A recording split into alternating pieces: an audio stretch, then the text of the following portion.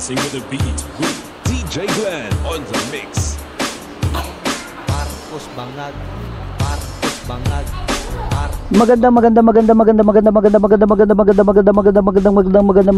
Magandang araw po, bayang kong liyag. Ayan, ito may panibago na naman tayong reaction video sa araw na ito. Itong video na first time natin i-react, ang video ni Attorney Neil Abayon, na ang title ng video niya ay bakit manhid ang PBBM admin sa anti-corruption rallies. Ayan, title pa lang ano na eh, meron na akong gustong i-comment eh. Pero sige, i-reserve na lang natin mamaya para hindi natin maubos ang oras. Actually itong video to eh second part ito ng first video na ginawa niya with regards sa legalities ng mga rally. Kung paano ba yung mga legalidad, or kung nakakalabag ba tayo sa batas, kung alin yung mga labag sa batas na pwede nating magawa sa paggawa sa pagse-serve natin ng freedom of speech. Ayun, yung mga ganung bagay, mga bayan kong liyag, no? So sige, without further ado, umpisahan na po natin para hindi na masyadong humaba. Basta yun po, kung gusto niyo pong mapanood yun, search nyo na lang to, yung channel ni Attorney Neil Abayon. Ito po yung second part niya, at yung first part niya maganda. Marami po kayo matututunan para hindi na rin tayo magkamali. Ito na rin yung naging dahilan para ako ay maglakas ng loob, kasi dahil sa kanya marami akong natututunan, at alam ko na rin yung magiging boundaries ko sa pagsasalita. Yun, sa kanya ko yung lahat natutunan. Di lang sa kanya, sa mga idol nating banateros, ayan, sa mga iba pa na mga DDS vloggers. Etong si Attorney Neil Abayon, hindi siya DDS vloggers. Talagang objective lang lahat talaga. Talagang objective lang talaga siya sa mga bagay-bagay. At ayun, sadly, napagbibintangan siya na DDS vlogger, DDS ganyan, quote and quote DDS vloggers, ganyan. Kasi isang patunay lang 'yon na itong si isang patunay lang 'yon na talaga ang mga DDS at ang mga Duterte nasa legal, kasi pinapanigan ng batas na ipinapaliwanag ni Attorney Neil Abayon. Yun lang yun. Kaya huwag kayong dyan. Okay, sige na, para hindi na magtagal, umpisa na po natin tong video. Go ahead. Okay, so ngayon po, pag-usapan naman natin yung mga personal observations and thoughts ko po so far sa mga rallies, sa anti-corruption rallies po across our country. Okay? So kung ako po tatanungin ninyo, ang una ko pong masasabi dyan ay ang tingin ko yung mga nakaupo currently, despite all the rallies that is happening in our country, parang hindi sila nagkakaroon ng sense of urgency, if you ask me. And the reason being po, kaya ako nasabi na parang walang sense of urgency para may mapanagot yung mga dapat managot, is because ilang buwan na po, 'di ba, yung mga hearings sa flood control issues, sa mga corruption, nagkaroon pa tayo ng independent commission, the ICI, pero from there po wala pang nakikita tayong naaresto talaga na allegedly involved. Diba? And the reason po why I'm emphasizing that is because ito po yung number one example ko. Okay, so yung point ko dito sa post na to is that kung gugustuhin talaga, pwede naman gawan ng paraan. Diba? Kasi kung makikita nyo dito, ito si Congressman Leandro Leviste, kahapon lang 6:29 AM, may pinangalanan siyang mga newly appointed undersecretary sa DPWH, Yusek Perez, over alleged link to contractor. So yan po yung sa interview ni Congressman Leviste, and then sa hapon lang din of the same day, October 17, announced that DPWH Yusek Ari Perez tendered his revocable resignation. Diba? So, ang point ko dito, this all happened in one day. Diba? So, kung gugustuhin, kaya naman sana. And another example pa din po na gusto ko lang din i-share dito sa inyo is yan, ito rin po. Diba? So, this all happened in a very short amount of time. October 3 lang to nag-post si Mike Romero. Ito po yung tungkol dun sa joke niya yung sa Bugo City Hall nung sa earthquake. And then by October 9, the vlogger was arrested right away. Diba? So imagine, in a span of 6 days, he was arrested. So hindi ko sure kung ano yung pinang-arrest dito na basis ng NBI. It's probably under warrantless arrest. But yung next question nga po dito, kung ako lang tatanungin, this can be questioned whether or not there is still a reasonable time na papasok siya under dun sa warrantless arrest provisions considering 6 days that lapsed. But anyway, NBI was able to do it, di ba? Ayun, nakakalungkot lang na itong vlogger na to, dahil DDS vlogger siya, ginamitan siya ng kapangyarihan talaga. Halatang halata na ginamitan siya ng kapangyarihan dun no. Actually, meron akong comment dyan dun sa vlogger na yun, which is lahat ng mga DDS vloggers nag-ano sila, hindi pala lahat, sorry, including ito si Neil Abayon na meron justification dun sa pagkakadampot doon sa sa DDS vlogger na yun. Ako kasi, para sa akin sorry Attorney Neil, medyo hindi ako pabor doon sa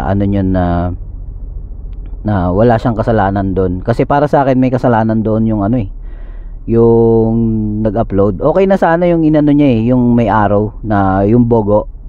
Okay na yun gets na natin doon na talagang bobo talaga si BBM Pero yung nilagay niya yung headshot, mali talaga yun para sa akin. It actually crossed the boundaries. Para sa akin lang yun attorney, para sa akin lang yun. Kaya kung siguro for me deserve nung yan. Pero yun nga, ginamitan ng kapangyarihan, ang bilis niyang nahuli, mabilis siyang samantalang yun talagang medyo talagang mabibigat yung kasalanan, ang bagal ng hostisya. Kitang-kita naman sila Saldico, pwede naman na mapauwi ang kung totoosin. Sila Congressman Teves nga, 'di ba, ang ginawa sa kanila para mapauwi. Binaklasan ng passport. Napauwi. Si Alice Guo binaklasan ng passport, napauwi. Nahuli. Kung totoosin, pwede natin brasuin yan si Saldico na alisan mo lang ng passport. Nautusan nyo nga yung Interpol para arestuin si PRRD bakit si Saldico hindi nyo mautusan yung Interpol dyan? Di ba? Yun lang yun parang masyado nyong ginagamit yung kapangyarihan nyo para usigin lang yung mga kalaban nyo. Yun lang ang masasabi ko dyan. Tuloy natin. Despite that, naaresto nila yung vlogger after 6 days. So bakit po dito sa flood control natin, despite the billions involved, ay wala pang naaresto? Tama, di ba? Yun yung sinasabi ko kanina. Sige, tuloy natin. Di ba?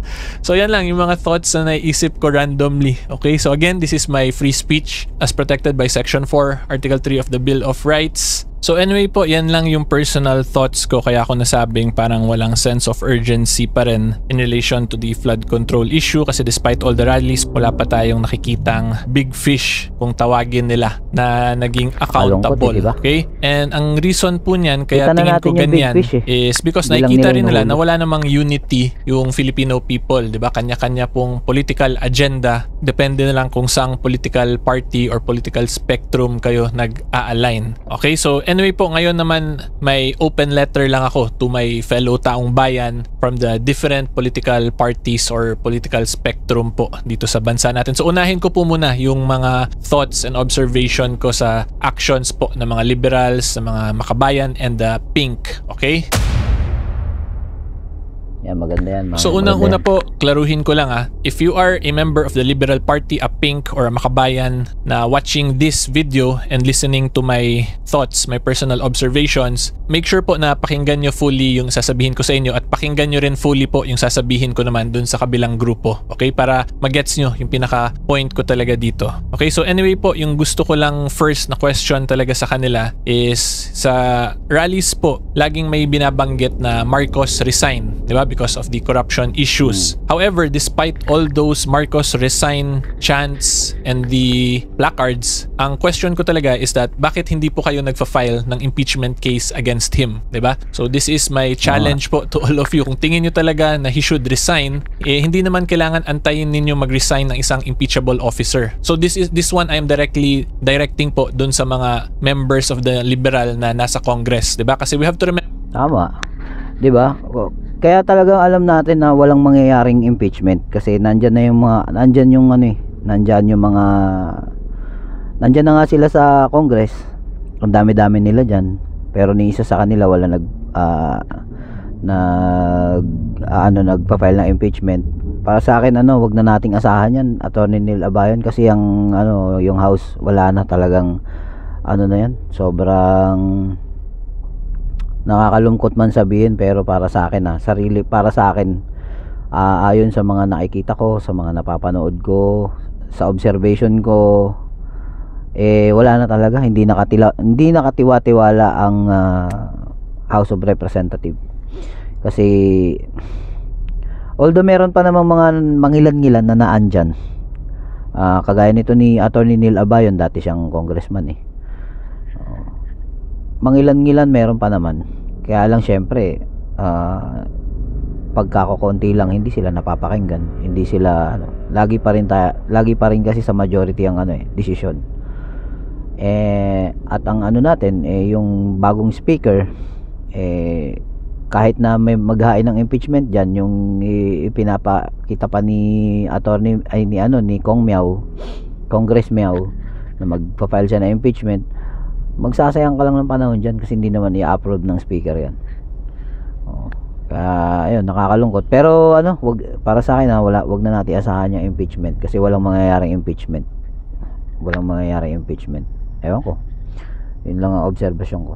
Remember po, the Constitution gives the power to impeach impeachable officers to the House of Representatives. So if the Makabayan Bloc, the Liberals, and the Pinks believe na Marcos should resign, then any reasonable person po could conclude na with those statements ninyo, it means tingin nyo may violation din na ginawa si President Bongbong Marcos, diba? Hindi nila yan gagawin, attorney, kasi nagsasanib puwersa na nga sila lahat sila sama-sama para ang gusto lang nila talagang maalis diyan yung Duterte lang. Yun lang talaga.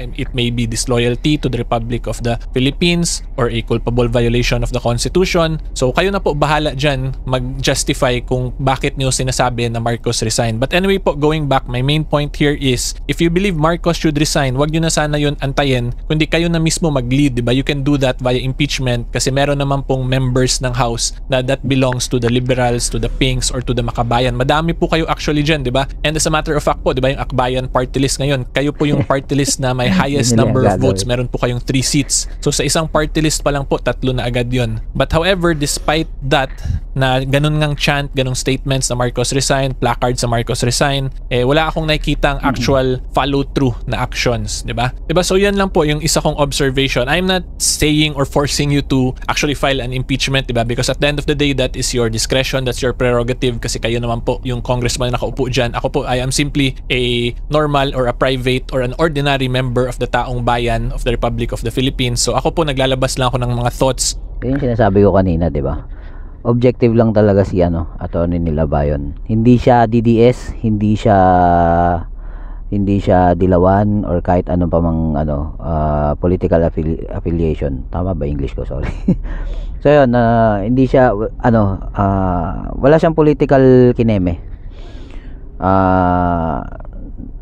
Nag-o-object lang siya sa mga naobserbahan niya, no? Yun lang. Pero ako Duterte supporter talaga ako, kasi alam niyo naman na yun kung bakit, sa mga nanonood na DDS dyan at sa mga dilawan dyan, sorry na lang kayo, DDS talaga ako.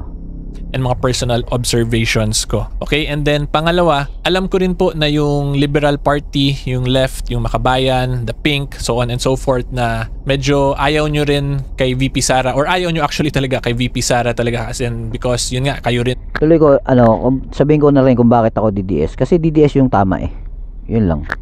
Mismo po nag-file ng impeachment case against her, although nanalo naman po si VP Sara sa Supreme Court eventually. Pero anyway po, yung point ko talaga dito, ayaw nyo kay President Marcos, ayaw nyo rin kay Sara, yet you conduct all these rallies. Ang problem lang kasi niyan, if let's say because of all these massive rallies, eventually mag-resign talaga si President Marcos, si PBBM, if we will just follow the Constitution po, ang susunod talaga, whether we like it or not, is si VP Sara, because of the constitutional succession provisions of the Vice President, pag maging incapable na to act or to perform. Yun nga yung dahilan kaya ayaw ng mga binanggit mo kanina. Kaya ayaw nila na ayaw nila na maging presidente si Sara Duterte. Yun lang yun. Yung president, or kung mag-resign basically yung president. Okay, so anyway po, my main point here is despite sana the political differences ng mga liberals ng Makabayan with the VP, is that we should just look at it on a constitutional provision side of things. I-disregard muna natin yung political colors or political faction or affiliation. Alam ko rin it will be hard and difficult for you to do that because si VP Sara is yung kaaway po basically ng grupo talaga ninyo. But anyway po, just to keep it simple na lang, ang main point ko dito is that i-disregard mo na yung political colors, political affiliation, so on and so forth, and let's just follow and respect the Constitution, diba? Because at the end of the day, tayo naman pong lahat, we are all Filipinos, therefore we adhere allegiance to the Republic of the Philippines and the 1987 Philippine Constitution. Okay, so I really admire your panawagan, Attorney Nilabayon, but I doubt na susundin nila yan. Sorry. So yan lang po yung mga personal thoughts and observations ko so far in relation to all the actions po and statements of the liberal group, the Pink, the Makabayan, in relation to these anti-corruption rallies and protests, diba? So alam ko mahirap din yan on your side because politics is a very complicated matter talaga. But that is just conclusion po from a reasonable political observant, okay? So ngayon po, pupunta naman tayo sa mga Duterte supporters. Yung magbibigay naman po ako ng open letter sa kanila. So for the Duterte supporters po, ang masasabi ko is very simple lang. So let's say magkaroon talaga ng resignation ng ating president because of all these massive rallies. Bakit hindi po tayo or bakit hindi po kayo maghanap ng way na ma-meet ninyo yung middle ground between your party and the differences, the political differences ninyo with the liberals? Ngayon naman, I'm sure confident kayo na pag mag-election right here and then na si VP Sara pa rin yung mananalo. Okay? So anyway po, my main point here is that if you are really confident in the influence and the popularity of VP Sara Duterte, bakit hindi na lang po natin gawin? Mag-resign both si President Bongbong Marcos and mag-resign din si VP Sara para start from zero lahat ng political parties or factions dito sa bansa po natin. Sa tingin ko, that's ayun. Napakaganda ng suggestion na yan na mag-resign parehas. Kasi parang parang yung magulang na nag-aaway, dalawang anak niya. Nag-aaway yung mga anak niya sa pinag-aawayan yung isang bola or isang laruan. O para matigil kayong dalawang kakaaway, akin na yung bola, itatago ko. O yun, wala na silang pag-aawayan. Parehas na silang tunganga. So maganda. Pero Attorney Nilabayon, ang tanong ko diyan, pagka parehas natin tinanggal yan, sino yung ilalagay natin? Sino? Yun ang malaking question mark. Sino yung ilalagay natin? Kaya hindi ako pabor. Sorry hindi po ako pabor doon sa magre-resign both sides. Kahit nung sa narinig ko yan pinanawagan ni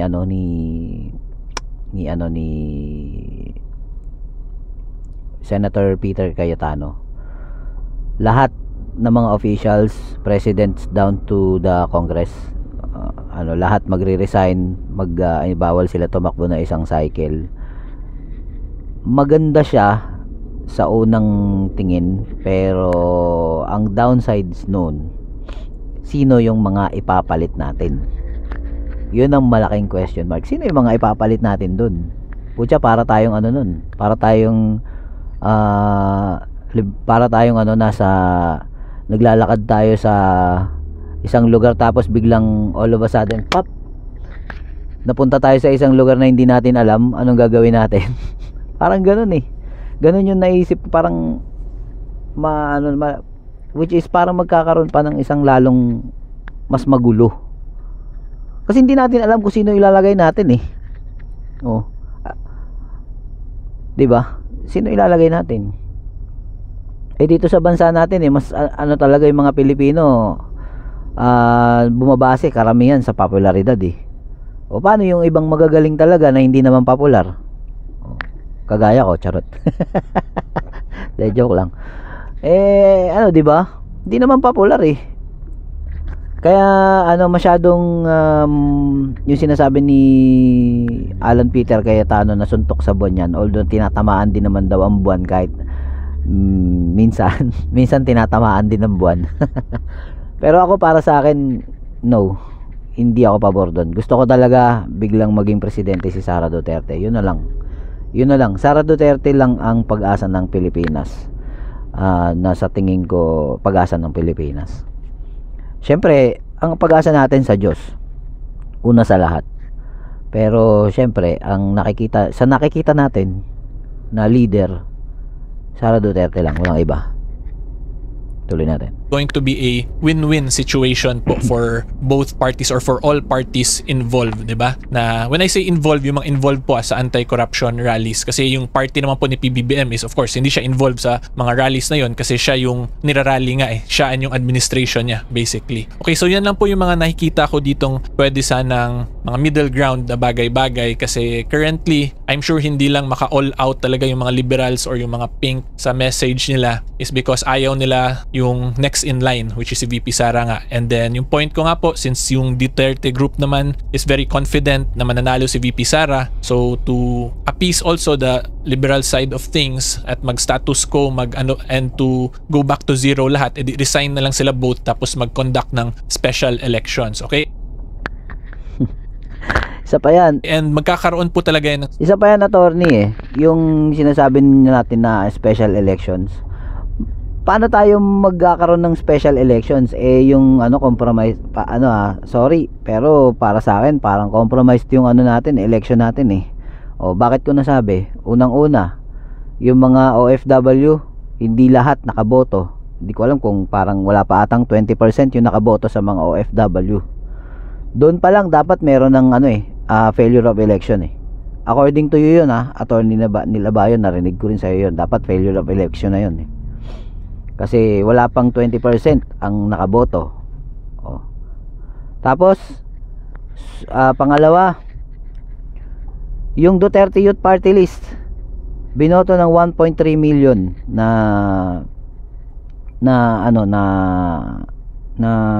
botante, hindi pinaupo. Anong ipinalit? Putang ina. Tapos isa pa, sorry guys, di ko galit na talaga kasi ako Tapos yung Duterte Youth Party List hindi pinaupo dahil may kaso, pero yung Erich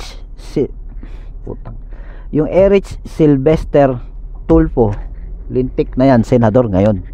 Okay nang inang yan, di ba? Attorney Nilabayon, sorry, talagang galit ako sa nangyayari sa Pilipinas. Kaya yung sinasabi nyo po na na yan, special election, napakalabo niyan. Sobra. Sorry. Special elections kung sabay sila mag-resign kasi wala na pong president and wala na pong magiging acting vice president. So the Congress in that situation has to call for a special elections po agad. Okay, so yan lang yung nakikita ko na pwedeng gawin, di ba? So yung sa liberal, since mahirap sundin yung constitutional line of succession because ayaw din nila kay VP Sara, ayaw din nila kay President Marcos, and then sa side naman po ng Duterte, since confident naman sila kay VP Sara, edi mag-resign na lang din po siya para patas at simula sa zero. This is basically somewhat related dun sa sinabi ni Senator Cayetano, yung snap elections, di ba? Na mag-snap elections, mag-resign na lang lahat. Pero yung problem lang po kasi dun sa example ni Senator Cayetano, medyo nasobrahan po yun sa extreme kasi mawawala din yung congressmen, senators. So in that situation, wala pong magkukol ng special election. So kailangan po more or less ang nakikita ko dun magkaroon ng adoption of a new constitution. So medyo madugo at magulo pa po yun. So yan lang po yung mga personal thoughts ko and observation para magkaroon po ng unity between the different numerous political factions at magkaroon ng sense of urgency na sa leadership or sa admin ngayon kasi nakikita nila na the people are very serious in exercising their their fundamentally protected constitutional rights in relation to the people power. Okay, so yan. Again, ulitin ko lang po I am not inciting anyone to sedition or rebellion here. Kung dahil dito sa mga videos na pinagagawa ko ngayon biglang gusto nyo mag-rally, make sure po if you do participate in the rallies, you do it with. So yun guys, that will be the end of this video kasi nabanggit na na lang naman is yung sa akin lang naiparating ko lang yung gusto kong iparating na yun nga, hindi siya talaga maganda yung magre-resign yung presidente at yung vice president. para sa akin hindi siya maganda. Tapos yun nga yung snap election, lahat no, never. Nakakatuwa kasi itong video ni Attorney Neil Abayon, lalo na yung isa, legalities ng mga bagay-bagay na kapag freedom of speech at sa pag natin, basta gawin lang natin yung tama, wag tayong lalagpas sa boundaries, kagaya nung ginawa nung vlogger na sa Cebu. So yan, sige, hanggang dyan muna mga kababayan. Maraming salamat po sa nanonood. Please like, comment, subscribe. Mahalin po natin ang Pilipinas kahit nahihirapan na tayong lahat. Peace out.